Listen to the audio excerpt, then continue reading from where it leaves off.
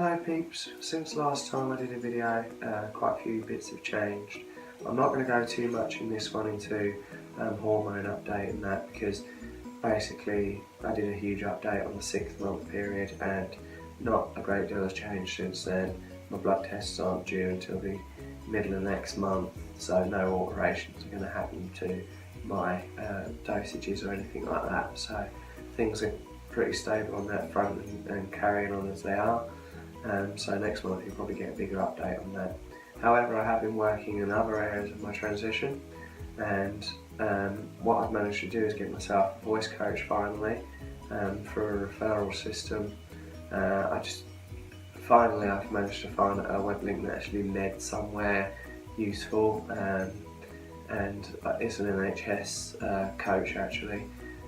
She's agreed to see me in my local area, which is handy.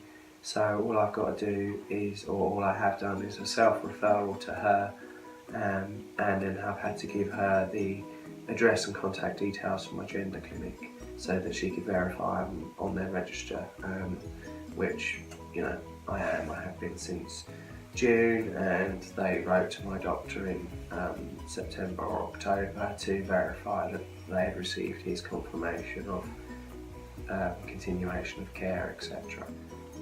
Also, since my last video, actually at the end of December, just before the new year, 31st of December, I got online and did my depol, and what a drama that turned out to be. So this video will be mostly about my name change and the drama surrounding it, unnecessary hassle, the whole point of paying for all of this, which I did. It's not a lot, but do remember that you can get your depol done for absolutely nothing. So I paid £56 to have my name changed over the phone, because I thought it would be easier and less likely for me to make some sort of error in online forms, because I'm dyslexic, etc.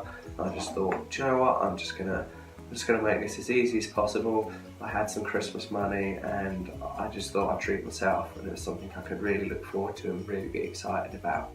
So I phoned up the depol service, the standard one. I went through it all over the phone. It seemed very simple, very easy, and the only suspicion I kind of had was that I never received the confirmation email that they were on about, which I was like, okay, well, you know, I'll be here in a couple of days because I paid for super fast delivery and everything else. So I thought, okay, well, it'll be here in a couple of days anyway. Obviously, being the 30th of December, I had the 31st and the 1st of January where nothing was going to happen. But, you know, it did arrive like the first working day of the new year, and I was really looking forward to it. Unfortunately, the first one arrived without the spelling that I asked for.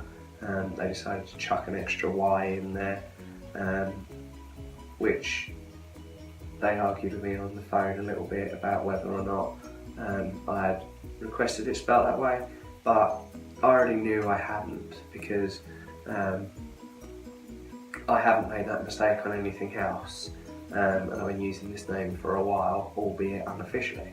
I haven't made that mistake before on anything else, and I never received the confirmation email because obviously they were spelling or misspelling my email address the same way they were misspelling my name. So that's why I never received it, and then it arrived wrong. Now I will add one caveat to this.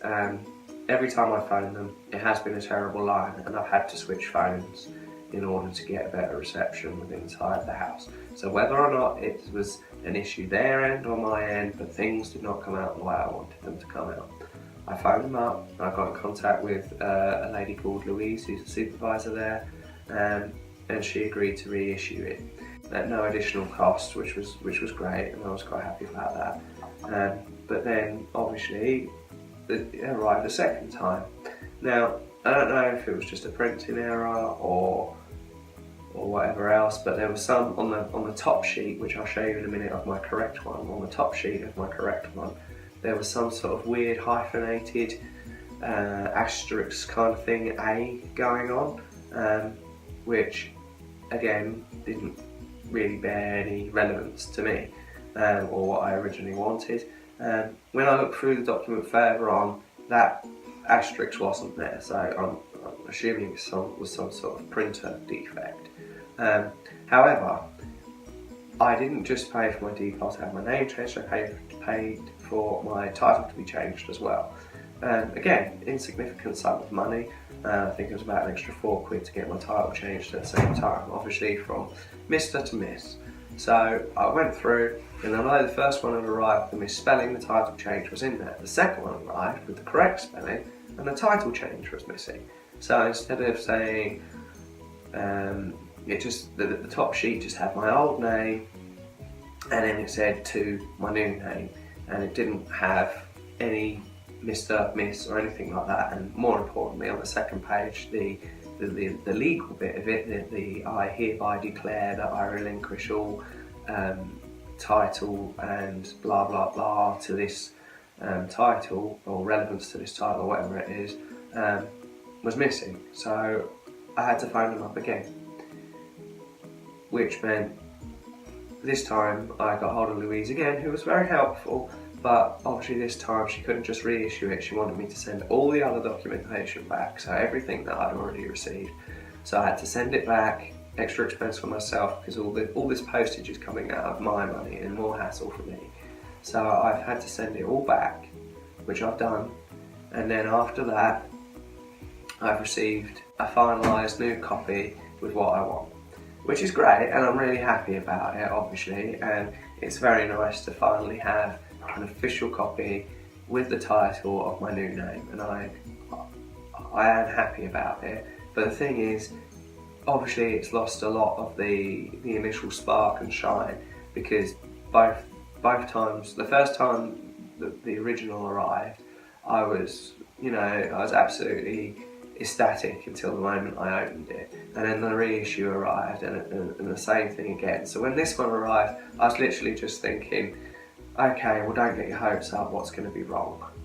Fortunately, as I say, I returned everything before, and I did a covering letter with to Louise, the supervisor, who again was very helpful, and this time it was all correct, all the way I asked for. I don't want to bash the depot service too much. I know that hundreds of people change their names all the time and don't experience any negative issues, but as I say, considering that this is a service that you can get done for free, when you're paying for it to be done, and the way I paid for it to be done, I wanted it to be hassle-free. It was anything but. It also put me right uptight against being able to go away this weekend and take my title change with me, etc. Because originally it should have been done literally a week before, when I actually got the final correct one, which I have now. And it's, as I say, the whole thing was a lot more stressful than it needed to be. But however, I have got the correct one now, and since then I have been busy. I've gone out and got an ID photos done, and the backs of them signed to say by a lawyer that I hereby declare this is a relevant likeness for such and such, and my new title and everything. So this is really good. This means I'll be able to change my driving licence and passport over time, and I'm really looking forward to getting some of these things done. Here are a couple of the pictures. Obviously in the UK you're not allowed to smile or anything like that in your pictures, and it has to be the bare minimum amount of makeup. So if you're looking at that, that is the least amount of makeup you guys will ever see me wear. And moving on to the final bit, which as I say I was really happy about now that it's arrived and it's all correct. I'll just cover up my last name, but for those of you who are interested, I have finally changed it. I'm now Miss Hayley Louise, and obviously my surname I'm keeping to myself because you can't trust the internet. So as I say, I'm Hayley Louise now, and I'm very happy about it.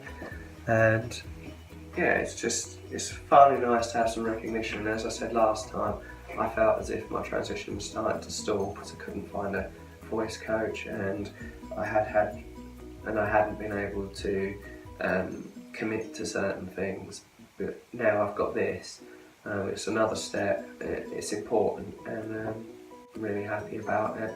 And just a little bit more that I meant about the ID photos. You might be wondering what the rules are around them.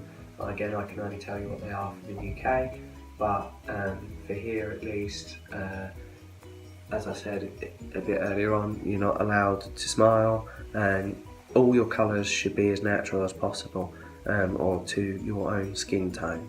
So in this one that I mentioned earlier, this is one of the ones I got countersigned on the back.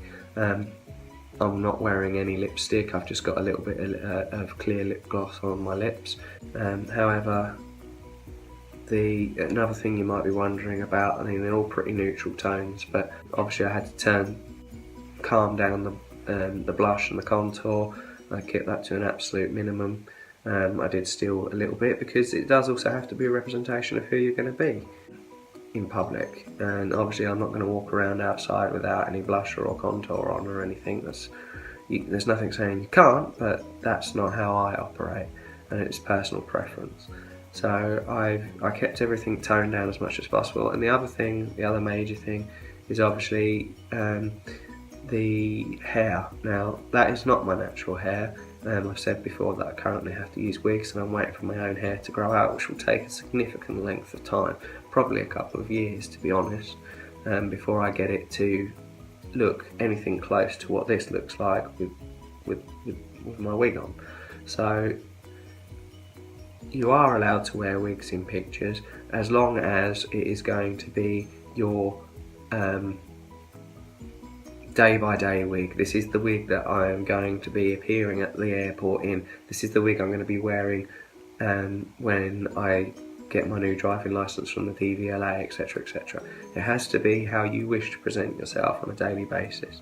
You know, as I say on the back, the words read, I certify this to be a true likeness of Hayley Louise, my surname, and signed and dated by, and it doesn't have to be a lawyer, but a professional who has known you for more than 2 years. Most people get their doctor to do this. I had a lawyer that had known me for the same length of time, and it was just easier to get her to sign it. It cost all of £5 for her to sign this and the depot. She acted as the witness on that for me as well. So with all that said, you know, it's well worth the money, and I'm glad I got it done, and I can start getting IDs and things changed over now. So until next time, mwah. As I said a bit earlier on, I don't want to keep bashing the depot service. However, one of the things that was also really annoying me when I was on the phone to them, because of the way I've chosen to spell my name, which is Hayley, and it's pronounced Hayley, they insisted on saying Hallie on the phone. No, because the E before the Y makes the A into an A. It's Hayley, Hayley, not Hallie. And I'm not sure if they were just doing it to annoy me or not, because when you go online and Google it, I did actually question it because of the way they were constantly saying it. When you go online and Google it, how, you know, Hayley and how to spell it, there are numerous spellings, all of which have the same sound when spoken, and it is pronounced Hayley. So, which is the name I wanted. My chosen spelling of that is H-A-L-E-Y. I wanted it as simple as possible, and it's just the way I wanted it spelled. It's the spelling that I chose when I looked at that name online, and how I wanted it to be done. And it shouldn't be up to somebody else to try and dictate to me how it's pronounced. I corrected them numerous times on the phone, and every time I phoned up to mention it, they'd be like, oh, Hallie. No, it's not Hallie, it's Hayley. And that is the correct pronunciation for it. Again, it just annoyed me because, you know, it was supposed to be a hassle-free service, and all it really did was stress me out more than I needed. I'm happy that I got the result I was looking for in the end, but it was a long road to get there. You know, if it wasn't for some of the help that I received from supervisor there, and having written a cover letter and that to make things clear what I wanted and that I paid for those details in good faith, I think I would have, still be getting grief now, which isn't really on me to pay for something that I could have potentially done myself for nothing. Finally, I just want to round up by saying that everyone online, you or she know me as Honey Gal, and Honey Gal isn't going to go away. It's the name I've been using online since about 2007, when I've had numerous accounts over time, and this obviously doesn't date back to 2007, but Honey is the name I've been using online since 2007 roughly. So Honey is going to be continuing online as my profile name, as anything else. I'm toying with the idea of changing it to Honey's Gals, to make it more inclusive and more of a community thing. I don't know, let me know what you think about it, because obviously I haven't got a problem with still being called Honey, but obviously my name is now officially Hayley Louise. But thank you for all your support, and I hope you're still watching. Bye.